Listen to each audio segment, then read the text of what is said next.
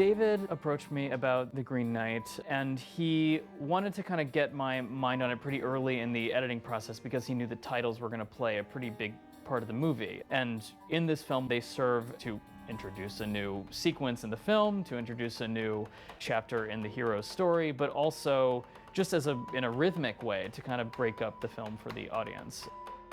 My normal process is I just start to dig into research, typographic research, historical research, to see what I can find.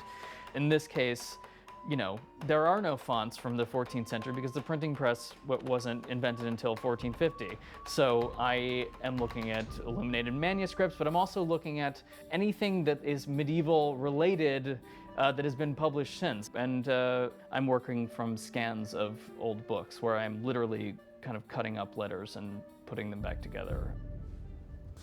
This idea, which was his from the beginning, was that the titles would serve almost as a counterpoint to the film. He sort of allowed me to go off and explore a bunch of things, and within the parameters of it should feel like it belongs in this fantasy universe. So one of the options I showed him was a beautiful hardcover printing of Sir Gawain and the Green Knight, and it had this embossed gold title on it.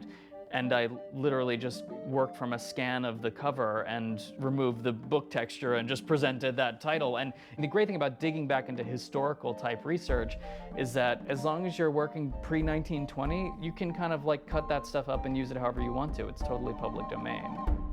The font that we initially settled upon is one I think designed in 1935. The idea was to treat the typeface very boldly, almost like a Godard way, like just sort of slam it very big on the screen. But we did work with color a little bit, and the colors were mostly pulled from the shots themselves. There's a very dark blue sky in this shot. Maybe let's darken the title to make it fit in a little better. Maybe let's pull a little bit of that blue into it. We did experiment with using more saturated colors, but I think what we ended up doing was sort of pulling back on that and going with something a little more subtle. The film was totally finished, and I was really happy with the titles, and David was really happy with the titles and really happy with the film. And then the release was delayed because of the pandemic, and I think he took the extra time and the opportunity to go back in and kind of go back to some of the longer, more esoteric version of the scenes and just a weirder version of the movie. And so he called me up and was just basically like, look, I want to redo all the titles. He was just like, I want this movie to be weirder, and I want every chapter title to be a totally different experience. But because it's David and because he called and said, let's get weird, I was fully in. I was living in rural Massachusetts for most of the pandemic, and I was taking these long meandering walks in the wilderness every morning. And then one day I was on one of my walks, and I walked by this beautiful giant stump with all of these rings in it, and I thought, what if the title was just scratched in this tree stump? This is the photo of the trunk. It's a pretty good trunk. David suggested that I try kind of making it look like the title was scratched or something. And so I had just gotten this eye pencil, so I was like doing a lot of experiments with handmade titles and hand-drawn things. So I was like kind of making type treatments on my computer and then bringing them into the iPad and then just tracing over them to do them by hand. So this is me trying out a bunch of different hand-scratched versions of the title treatment.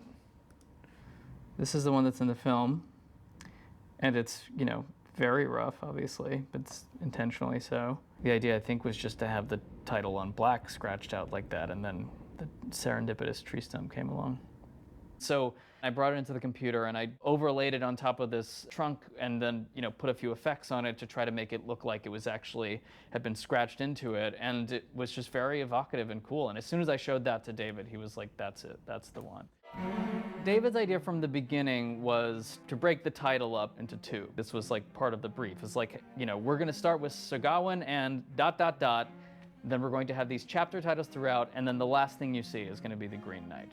The title comes at the end. The idea to do several different fonts and cut between them of Sir Gawain and was literally just David, I think, liked a bunch of the options that I showed him at the beginning, and he just took 5 or 6 of them and made a little montage of them, and he showed it to me, and I was like, that's, it's brilliant.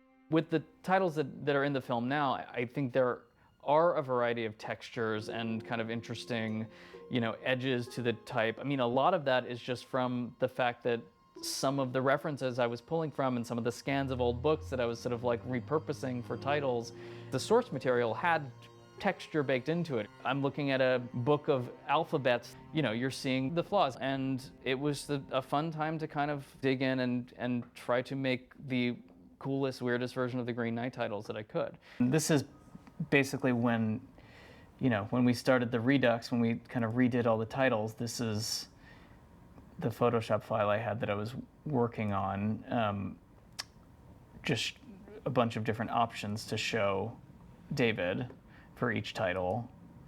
So there's a lot of stuff. I think this is pretty close to what ended up in the film.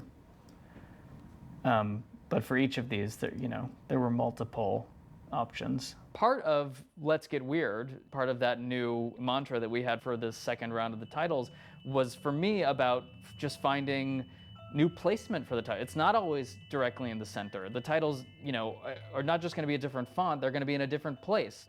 Playing around with trying to see what it looked like if the words were sort of in different spaces on the road, kind of like putting them into the image itself.